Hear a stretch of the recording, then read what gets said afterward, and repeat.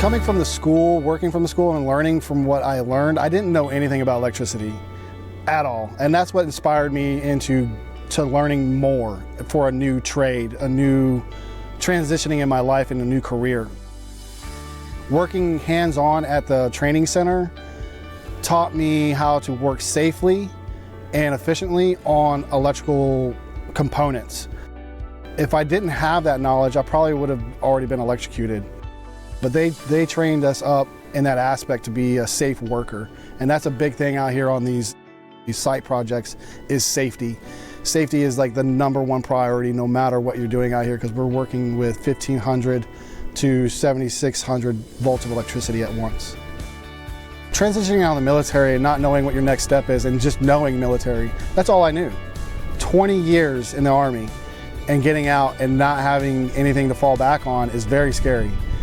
And then when you find a company like Solve and you come in and they bring you in with open arms, it's like the military. You have a brotherhood. It's just an amazing life how these guys, they brought me in and they just started teaching me everything.